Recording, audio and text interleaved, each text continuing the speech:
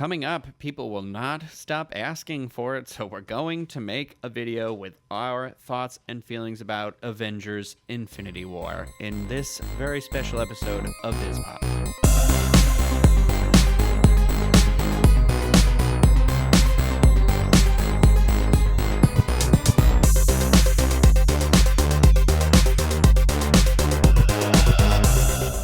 DIS Pop is brought to you by Dreams Unlimited Travel, experts at helping you plan the perfect vacation. Visit them on the web at dreamsunlimitedtravel.com. Well, hello, everybody. I am your host, Ryno Clavin, joined, as always, by Craig Williams over here. Oh, hoy, hoy. And we are here to do our usual. DIS Pop is pretty much a movie review thing that we do now. And, of course, Avengers Infinity War came out, but this movie was so massive, and I did not want any part of being somebody who put spoilers out into the universe, into the world at all. So we kind of waited to do this. Also, we were in Disneyland when the movie came out, and then I wanted to see the movie again. I have seen it 3 times now, and I think I can finally talk about it a little bit more. I'm emotionally prepared now. Yeah, I appreciate, because I kind of pushed you to do this a little bit earlier, and I'm actually glad that we gave it some time, because I did not have a great experience the first time. I don't know if it was the fact that we saw it in 3D in it was an okay movie theater, the Downtown Disney movie theater, but it was also after a long day of working, and it was like a 10 o'clock movie, and we had there's no reserved seats there, so we had to sit in the seats for like an hour and a half or something. And it's not a good theater. Like, it could be a great theater. That's the problem. It's going away, so it won't matter. Yeah, I mean, it's Hollywood. Or Hollywood. You know what I mean? It's Hollywood. It's Los Angeles. It's like I'm disappointed by the only movie I've ever seen in California. It was in just not an awesome theater. The seats didn't recline at all, and it just was weird. Yeah, but then you and I, just this past weekend, well, I don't know when this is coming out, but we saw it in IMAX, which... As one should, because it is the first movie to ever be completely shot with IMAX cameras, which was... I had to see it in the format that it was meant to be delivered in, so... Oh, yeah, no, it's the... while my opinions on the movie shifted slightly because of IMAX, it was one of the best movie-going experiences I've ever had, watching that in IMAX. And the best part, too, is even though the runtime is very long, at 2.5 hours... you feel like you are getting your money's worth seeing it in IMAX, because it packs a punch that entire time. Oh, yeah. Anytime a movie is shot with actual IMAX cameras, I will make a point of going to see it in IMAX. One of my favorite IMAX experiences was Mission Impossible Ghost Protocol. They opted to shoot it with IMAX cameras instead of in 3D, and it really makes a difference. It rich colors, and there are scenes in any IMAX movie I've seen, specifically, I'm just referencing Mission Impossible, where you feel like you're falling out of your seat because... they use these cameras when they were shooting this scene that takes place on the tallest building structure in the world with Tom Cruise hanging from it, and you're just like, I am going to fall. I kind of actually got that a little bit in Infinity War again too. It's a nice feeling, but my tip here with this before we really get into Infinity War is, if you do want to go see it in IMAX, one, you might have a little bit of a struggle because Deadpool is going to be in IMAX, and then following that, Solo will be in IMAX. It's a very popular format now. If you're going to IMAX, you want to do your research, because a lot of theaters, we have essentially like 4 here in Orlando that claim to have an IMAX, and it's only one. It's an IMAX camera they've retrofit a regular theater. IMAX is the entire experience. It's the sound, it's the visuals, and it's the size of the screen. So you need to do your research and check for that. If you're in Massachusetts, there's like 3 actual IMAX theaters, because that was one of the early adopters of IMAX, was up in that area. But make sure you're going into one of those. They're usually a freestanding theater, or they are a theater that has multiple stories. It is not a one thing. Don't fall for it. Yeah, and I will tag on one more part to that, too. If you didn't get to see it in IMAX because it already has been passed up with Deadpool and Solo, I think you and I are both on the same page with this. I have a feeling we're going to see a re-release when it gets to the point in the summer when it's still in theater showing, but they need to have something to fill IMAX, so they're going to bring it back in. I wouldn't be surprised if we see it like somewhere in June, something like that, or maybe even, you know, sometimes toward the end of the summer they'll bring movies back like that, like in August, right before school starts and stuff like that. So if you get the opportunity, even if you've already seen it, it does feel completely fresh when you watch it like that. And I know that I look at movies differently than a lot of people, that we both do that, but I'm telling you, like, you will know the difference, you know. But with that said, I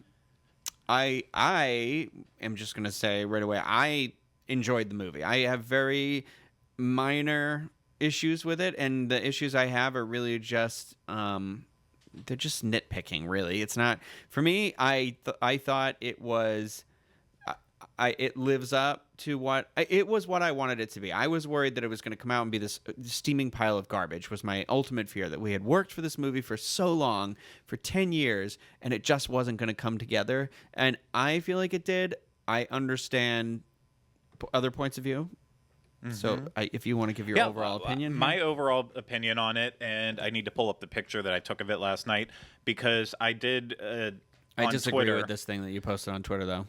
You disagree with my ranking? 1,000%. I agree with the list overall. But not only is Iron Man like probably 2 spots too low, but I think that Thor Ragnarok is way too high. I don't dislike Thor Ragnarok, and I understand why everybody likes Thor Ragnarok. It is a good movie, and it is a funny movie, but it is not the second best Marvel movie. Oh, in my opinion, it is. It nails everything. It is all green screen. And that just frustrates me to no end. So was Black Panther, though. So you can't really use that argument. But I do think that I like Black Panther better than Thor Ragnarok. Yeah. But it's just for me, it's just there's no meat to the movie. It is about Thor. It's fun. It's definitely hands down the best Thor movie. It is definitely deserves to be in the top 10 of the Marvel movies for sure. Maybe even top 5. I do not think that it is better than Guardians or Winter Soldier. The first Guardians movie. I just find more rewatchability in it. And it's my opinion. You're not allowed to tell me my opinion is wrong right now. No, I'm not saying it's wrong, but I'm just saying rewatchability. It's hard because I factor that in. That's why while I would put Iron Man in my list, which I'm gonna just run it over now because we keep talking about it. Yeah. There's a website that's going around on Twitter where a guy, like, you basically choose which movie you'd rather see versus 2, and eventually it comes up with your list of universe rankings. Mine came out with in 1 to 19 in that order: Winter Soldier, Ragnarok, Guardians 1, Avengers, Homecoming, Infinity War, Doctor Strange, Civil War, Guardians 2, Black Panther, Ant-Man, Age of Ultron, Thor, Iron Man 3, First Avenger, Iron Man 2, Incredible Hulk, Thor the Dark World. With mine, I would have put Iron Man, I don't know how it got this result, I would have put Iron Man, like you said, 2 spots above that. I would have just put it slightly below Ant-Man, but definitely above Ultron and Thor. But Iron Man is tough to watch now. And I know people love Robert Downey Jr., but that movie, I know you just struggled to rewatch it. Well, I just watched the second one last night. So I watched the first one, and I'll watch the third one tonight. I'm just like randomly going through, but... It's Iron Man. It just... Robert Downey Jr., while I think he is great in the movies when he is not the main focus. That's just how I feel. I think he is a great piece of the puzzle. Well, the character's very different now too. That's the problem, which is great. He's grown into the person you want him to be. And so when you're rewatching the first one, it's very hard because he's not that person pretty much the entire movie. Not even by the end of the movie, because even in the second movie, he's not really that person yet. You know, his ego is still just massive. I mean, he's always got the ego, but I would put Ragnarok right below Spider-Man Homecoming in that list. I think that top list is correct, and I think that Ragnarok would be like wedged right under there. Right under Spider-Man Homecoming for me. Yeah. It's all personal. It's just Ragnarok. It's one movie that I've watched probably, I would say at least 7 or 8 times now. And it's only been on Blu-ray for like 2 months. And that to me, that says a lot to it. But going back to it with it, I said my Infinity War ranking was like right at number 6, and that's how I feel about it. So that says a lot when it's 6 of 19. I enjoyed the movie, but I was disappointed with it, and the main reasons I was disappointed with it, and I still felt this way after watching it again the second time. I love Scarlet Witch. I think she is just, and she is a badass in the Marvel universe. She is an amazing character, but every time you put her and Vision together, I just want to gouge my eyes out. It's like there is zero chemistry between her and Paul Bettany, and on top of the fact that I'm not even going to go there. 5 years age difference too, which kind of bothers me. That's not a problem, except I mean, she seems older in the movies than she is in real life, but it's just I think it's because I've known Paul Bettany now for so long in so many things for basically 15, 20 years. So then to see it right up with an Olsen, which you automatically it just I don't know. It doesn't fit well to me. I don't like their chemistry at all. So every time they are together on screen, it just immediately comes to a halt to me. The only way to save that, and again, we are talking about spoilers in this since it's been out now for how long, but the first time they're on screen, I hate that entire sequence, and it takes Captain America and his group to come in and change that all up. But I hate that. And then 17-year difference between them. That's not that much. Yeah, I didn't realize that it was that close. Actually, it doesn't. It just something feels off about it. I didn't like it in Civil War, and I don't like it here. It just doesn't feel right to me. The characters don't work together.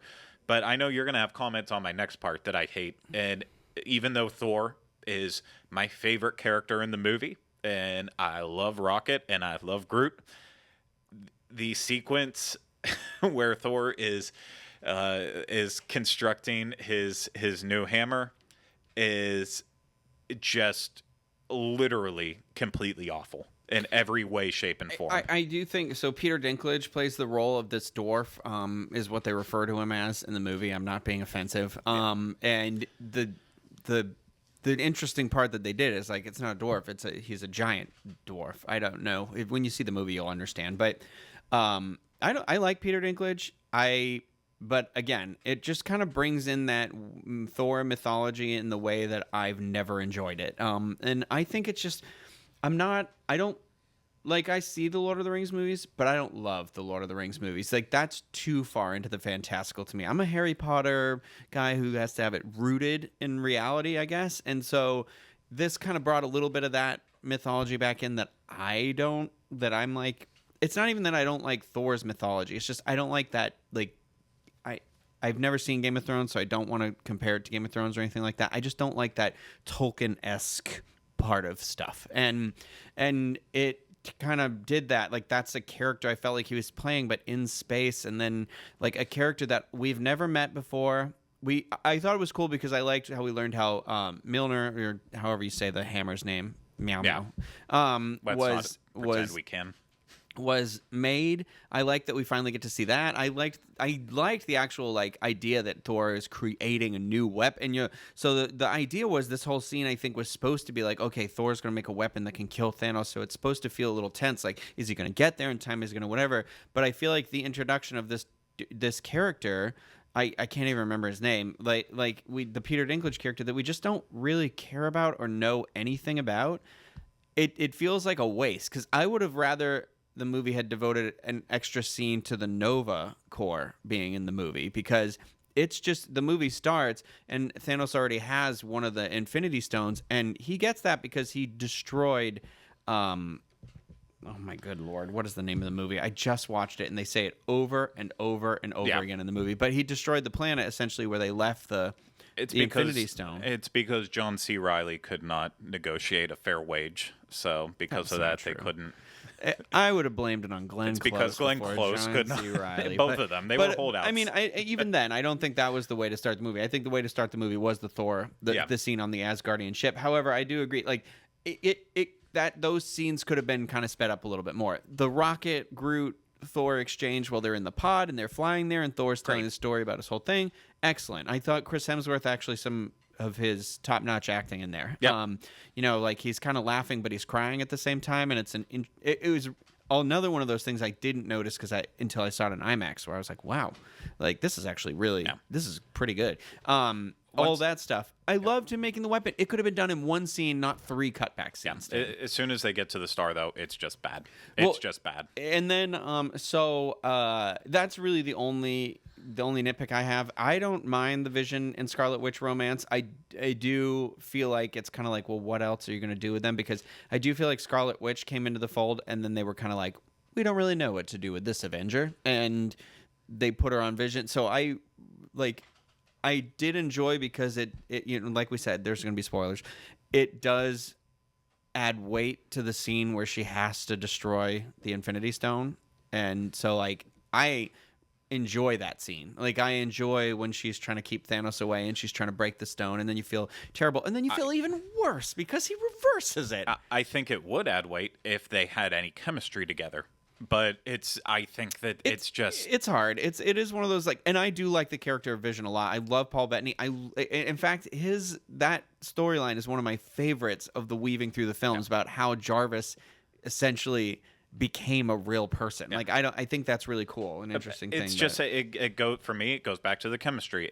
That's why when the events unfold with Star-Lord learning about Gamora's death, that has emotion to it. Okay, hold up. We got to talk about this chemistry too, because you and I had a conversation with somebody, and I want to bring this up again. So we were sitting. It was after one of our softball games, and I know you're listening to this, Ashley. So I'm talking about you and your husband.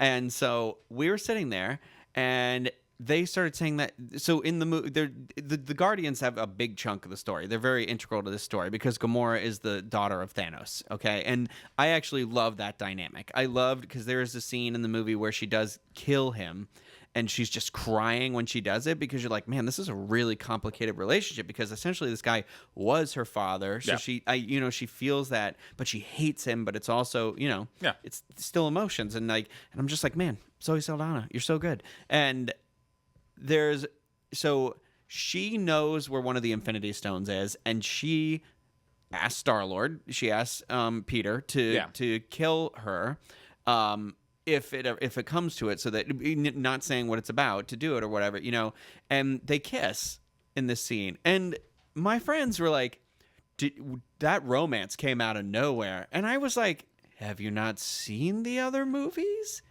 They're almost a thing in the first movie. Yeah, no, they almost are. I still agree, though, that it kind of, I wish they would have progressed their romance even more in the second one. Because I know it's a 3-year jump. But he even says in Infinity War, and I didn't really pay attention till the third time, he even says, oh, the boyfriend, and he says, I'd like to think about myself as more of a long-term booty call. So you're like, so they even acknowledge that they're not together, but it's emotion, and like, she's gonna die. She's gonna kiss him. Yeah, I still, that's like a slight thing, but it's something that could have been explained if they would have added a little bit more to Infinity War, or where I think it was more necessary if they would have had a better arc in Guardians 2. But again, that movie is not about those two. Their budding relationship is an aspect of it, but it really is more that Star-Lord dynamic all the way through, well, especially and it's about with her egos. And the sister. So it's not appropriate there. Yeah.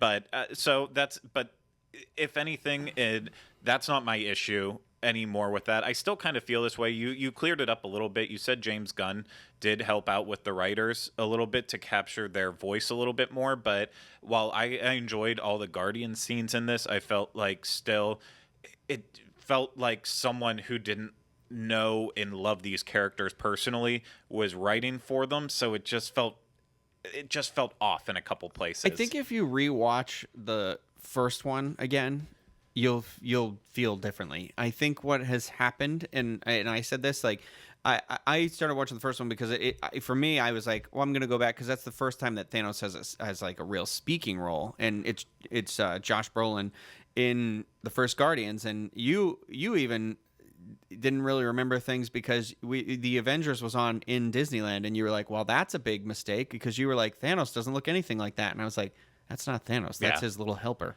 And I was like, and then Ronan kills him in the Guardians, and you were like, oh yeah, I completely forgot about this storyline. Like, there's a really interesting, the way they interact and speak with each other in Infinity War is more reflective of the tone of the first Yeah. Guardians. The second Guardians, it is so much more. I love the second Guardians movie. I do enjoy it quite a bit, and for me, I love rewatching it. So I'll roll it into why you love Ragnarok, but I don't think it's necessarily better than the first one. It's like the first one was story first, and then it was inherently funny, and this one was like people love that humor, so it was humor, story. It was like, okay, well, this is a comedy, and that wasn't how the first one was approached, I don't think. No. And so I think that's how they were approached for this movie too. Was they're not a comedy, but because the last thing we saw them in was such a funny movie, it is hard. The tone adjusts. The difference, you don't have cable. I do. Guardians of the Galaxy plays on FX probably once every 2 weeks, and I almost always inevitably turn it on for some points of it. I need to rewatch it all the way through. Guardians 1 is fresh in my mind. It's not all the plot points of it, but the characters in that. So I do agree that the characters in Infinity War they're closer to Guardians 1 than they are 2. I don't think Christopher Marcus and Stephen McFeely are amazing writers. Maybe they're just not. They're not great with humor. Yeah. You know, and that is a core to the Guardians. Is they're a very quirky bunch. But I don't have that same feeling as you toward them. I'm fine with the Guardians in this, and they have some of the best parts for me still too, because the Drax thinking can be invisible. Oh yeah, no, there are moments. Who but is Gamora? I'll do you one better. Who's Gamora? No, I'll do you one better. Why is Gamora? Yeah. Which that was an ad-libbed line. Was it really? Yeah, it was something that they kind of worked on, and with Chris Pratt ultimately being like, no, you should go for something.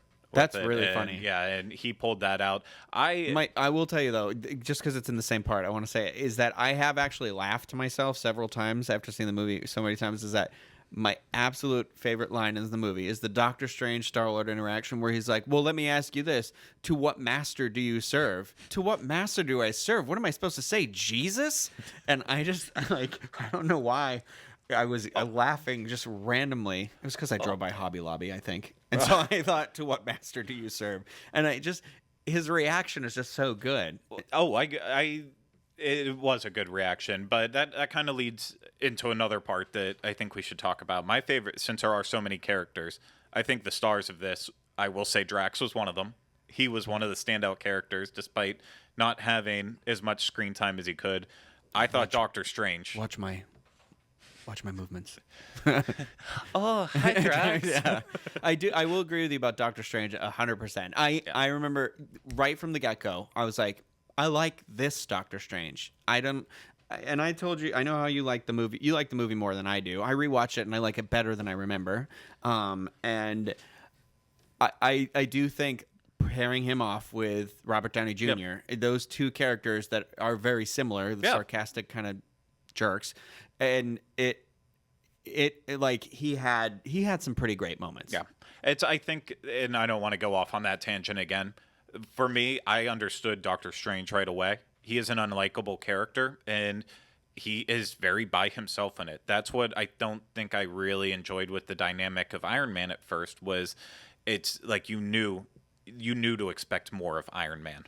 You knew that he was going to be a bigger part of it, at least when I started watching the movies.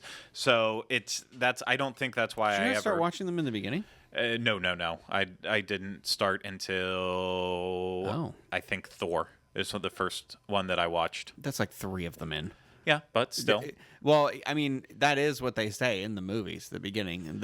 I watched it last night. It's what Samuel L. Jackson says to Iron Man. But but sorry, not to go off on that, but like I thought that's why it's perfect now, because kind of like Iron Man, once you put the unlikable character of Doctor Strange next to him, it was like not opposites attract. It was like two like-minded characters. Yeah. Just attracted instantly. It made it super fun. I loved and Iron Man. I in loved this Iron movie, Man though, in it too. Yeah. And the only one problem I had, and I don't want it to be a negative, but you and I talked about it after leaving. I know it was an improvised scene with Spider-Man as we're getting into the minutia here. I know, your but complaints. this is a minutia one, but I'll it's give one of it the to one you. that bothers I'll give me it to you. most. Yeah. Is that everyone else disappears like an instant. There's not a buildup of the I don't feel good and all that. There's a second of realizing what's happening and then they're gone. But then the one character that it doesn't work for is Spider-Man. And it is a heartwarming, not heartwarming. It's a really devastating, touching Craig. Yeah, devastating. It's like you feel the genuine connection between them and father and son. Yeah, and so, and I love that. But all they needed to do was extend that to like 3 more characters in random moments as they were fading away. And then it would have all made sense. But then to just like pick it out on these one characters, it's like, why are they We more should special? talk about that a little bit anyways, too, the people disappearing, the whole thing. Is that people have been like, it doesn't mean anything because everything comes back. So that's true of the comic books. That's true of Marvel. That's true of any comic book. You know what I mean? The character's going to come back somehow or another. What I believe is everybody that died in the movie before the disappearance will be dead. That's it. Yeah. They're not. I kind of hope maybe that isn't 100% true, but I kind of think it is. So, but also the people that disappear, like yes, we know there's another movie coming, but you are supposed to be watching the movie from the character's standpoint. So for those characters, half of the universe doesn't exist anymore. You know what I mean? So yeah, obviously Black Panther made $1 billion, but I think Wakanda's going to be pretty devastated that their king is now no longer in existence, and like I have heard I don't have an issue with that at all. Like I know there's another movie coming. Like I know there's tons of movies, and I know some of them aren't going to make it, some of them are going to make it. This story's not done. This movie was about Thanos' journey. Yeah, him getting all the stones, and I thought that was kind of a brave choice to really have it be like, this is what happens at the end of a movie when the bad guy wins. Yeah, I enjoyed it. I thought they could have went the route that everyone was expecting, and either Captain America or Robert Downey Jr. I don't know why I'm going back and forth between real names and we're using our made up names. Spider-Man. I don't know why I'm going back and forth between the two, but I actually at this point now I feel like it kind of would have been a cop out to just kill off one of the main guys and I agree. Have it end at that. I like the path they took because it did set up for the ultimate what in the hell are they doing in the next movie now. And the writer or somebody was trying to say this, the next one's even bigger, and I'm like, not cast wise, but that's a zinger for Ryno. They're like, oh, why'd they do that? And I was like, to lower the budget, obviously. No, but I if you look at it, it's to reunite. Think about it. There's still storylines that some people, you love these movies and you are getting information subconsciously. That's when a movie really succeeds, is that you don't, until you sit and break it apart piece by piece. There are some things in a movie, and this is why I love movies, that you don't even understand. You just heard. It's a language that moves through you in a different way than a spoken language. And one of those things is like, you got to remember, like, so now all the original Avengers, their storyline's not done. Think about it as Civil War was part 1, Infinity War is part 2, and now whatever the next Avengers movie is the third arc in this storyline, because there's no way Steve Rogers or Tony Stark are going to bite it before they interact with each other. At least one. Will they die when they see each other? Maybe. Who knows? I also we'll speculate real quick here for a hot second about the next movie. I heard something, and I'm going to say it because Gwyneth Paltrow said it. Yeah, I heard that too. The thing about the baby. Yeah. And I'm like, oh. But I was watching the movies like, one of the Easter eggs apparently is when Tony says the name of the child, Morgan. I guess there is somebody that is named Morgan Stark in the comic book. Okay. I think it was originally like a cousin or something, but the article I was reading was saying that it was a child in one version or something like that, so that he could be. they're saying that they don't believe the theory, not that there's any evidence. I'm not leaking plots or anything here. That the next movie will start sometime in the future. That it'll be a time jump, like whether it's a year later or 10 years later or something like that. Because I was thinking about it. There's no way that they're going to bring that up. There's going to have to be something to do with a kid because Tony Stark has been acting like a father figure, has been the Uncle Ben for Spider-Man. There's no way that like either something's going to happen to his child or she is going to have a child and he'll pass or something like that. But his arc from this guy into fatherhood has to kind of be completed now because it's almost like a subtle arc that slipped in there, and like you can't stop it now. You know what I mean? Yeah. Like, so I don't think that Iron Man is actually going to die. I think he's just going to be done. Yeah.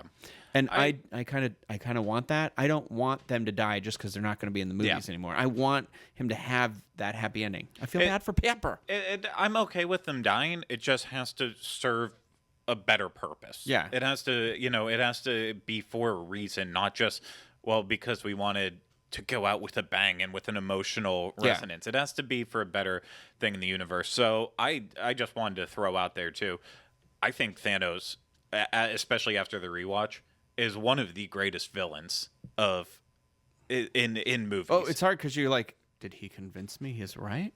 Oh, like, absolutely. It's. I mean, I don't want to sound like a really sick person. Well, I out don't there, want people to die or anything, but you're like, I get, and I think that's genius. You know, you can't just be pure evil.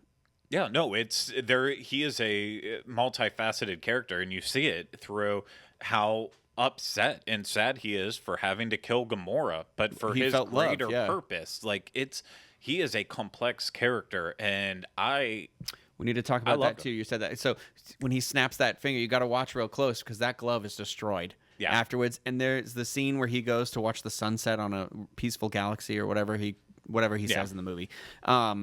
And you look at it like it's he still has the glove on and it's destroyed, but it's like up his arm into his neck, and you're like, so even though he may have survived the axe, we don't know. That guy's injured. I don't think that glove's gonna work again. So. No, a new glove would have to be made, or the stones would have to be harnessed by themselves. Yeah. I would think, but I think there's a lot of promise there, and I hope that I really hope that they continue in the next movie, Thanos being so complex, even as the characters interact with him more, seeing it. But I hope he's just not in there for 2 seconds and gone. You know, I hope that no, it has to be. And like, think about the characters that are going to be in the next one that all have like alive on Titan. You have Iron Man and Nebula, and not Gamora, Nebula. Sorry, Nebula, and like. They both obviously have some pretty big beefs now with Thanos, but I love that dynamic of they were the only two that made it off of there.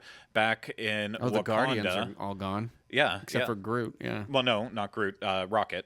Sorry. Rocket's there. Groot's gone, and he's hanging out with Captain America. He's hanging out with Black Widow's still around. Don Cheadle, and War Machine. Mark Ruffalo. Hulk, but not in his Hulk form and Thor. Hulk form and Thor. So, and then some what is the name of the guy from the M'Baku? Yeah, thank you. Yeah, M'Baku's still around. Yeah. And Michonne. Yeah. That's the hardest part where you're like, it took me forever to know that your name was Michonne. Like, I love her, but I can never understand the name they're saying, and I've seen it written, and I'm like, oh yeah, that's what it is. I'll remember it, and then I never remember it. Yeah, it's getting to the point where I am hitting that age where I have to forget stuff to remember new things. Well, you just only said half the real characters' names. You said a lot of actors, so and then character names from other movies. So that's just how I'm going to be from now. I'm going to be that uncle that everyone hates because you don't get anything completely right. So what's really interesting, also, the tagline at the end of this movie is the Captain Marvel movie. I just want to talk about that real quick too, because there was something really exciting I really enjoyed, is that Lee Pace is going to be playing Ronan again. And if you don't know who that is, he was the bad guy in the first Guardians movie who hated the Kree. And from what I understand, Captain Marvel's powers and everything that happens to her happens because of her interaction with a Kree. And so I'm like, oh. And it takes place in the 90s. So you're going to have a two-eyed Sam Jackson, and you're going to have a Coulson again in the movies, and so like I am very, very excited for this movie now. So since that announcement, because I love the idea of taking this villain that we kind of already know what happens to in Guardians, but really imbuing like a little bit more of a backstory. Yep. But then seeing how that plays into this, there was that, and then. So that's the next movie, and that, let's say, is going to come out, I don't know when, February or March? I think it was March 2019. Yeah, and so then I think Avengers 4 is May 2019, and then the rumor is, not the rumor, I think they're filming it, Spider-Man 2 is supposed to come out next year too. How are they going to market Spider-Man 2? He's a character that disappeared. And there's no way that they can really do any sort of marketing that doesn't reveal some semblance of a story that happened from this movie. And I swear to God, that if they were so tight-lipped about spoilers for this one, they better be even more tight-lipped for this next one, because this next one is really the beginning of, the end. Like, I mean, it'll be really interesting to see. I didn't mean the next movie either. I forgot about Ant-Man and the Wasp. But yeah. But that's more of like I think that story's happening while this story's happening. Yeah, no, it's outside of this storyline, whereas we know Captain Marvel is going. And I mean, obviously Ant-Man and the Wasp are probably going to play a part in maybe in the next Ant-Man Infinity definitely War. is. And Hawkeye is definitely in the next movie. I've seen pictures of him, so I know he's in the... But we obviously know that Captain Marvel is going to play an importance in the next Avengers movie. And again, I just got the date. It's March 8th, 2019 that Captain Marvel comes out. So it should be interesting to see how that all plays off. I agree with you, though. I think just in general with Marvel movies, they need to get as tight-lipped about spoilers as possible. So my money, I would rather they not market Spider-Man at all until the weekend after the next Avengers comes out, which they won't do, because if it's only 2 months time, or push the movie back to Christmas or something. Yeah, because I know you want to do that, but preserve the experience more than I want to trust you. And there's just one tangent I want to say real quick on that is that's something that, even though I know we've already talked about it, the issue with overuse of CGI in some Marvel movies lately, especially with Black Panther and Ragnarok. The one thing that I took away, it was in one of the special features on the Black Panther Blu-ray. They talk about how when they were filming the South Korea scenes, that they were just flooded with people trying to take pictures of the set and get all these secrets and stuff. I'm sure it's impossible. And so that made me think about it. Yeah, I don't like the overuse of CGI. It really does leave a sour taste in my mouth, but you have to think about it. A lot of these moments when they are CGI only, it would take on-set spoilers in order to give it away. But when you start filming these stuff on locations and streets, it really does. That's when the pictures come out that show characters. I'd rather they be filming on sound stages. Yeah. I would rather go back to a studio sound stage, because I just, for me, episode 9 or 7, 8, 9, 7, episode 7 was that was the perfect blend of CG with physical sets. Like they need to somehow. Spider-Man did that really well. I understand it's very difficult, but it's kind of like it's not going to hold up in the future very well. How about we just build a city that's specific, like a backlot, but a full-size city that is specifically only used for movies? I mean, at this point, they're making so much money they can do that, and then essentially they think about it. Then they don't have to do that budget anymore later on. Yeah, it's as much as I love seeing Atlanta and Cleveland and Toronto in every single movie. I would rather save spoilers. Yeah, from that. But yeah, that's my thoughts. That's I think all I have to say about that. I think that will wrap it up. I mean, we have to get ready to film other shows that we do here too. So, but yeah, so obviously, if you've seen the movie, please keep it spoiler free, because I know it's been out for like 2 or 3 weeks at this point, but it's just. Some people, they've got busy lives. They can't make it to the theater. Try and preserve that. Keep that going. So if you're, I'm hoping you're people that have already watched the movie and you didn't watch this before seeing the movie. That seems like crazy town to me. But I normally would say leave us comments in the video below, but I don't really want to start a discussion going, because I don't want the chance that somebody else is gonna.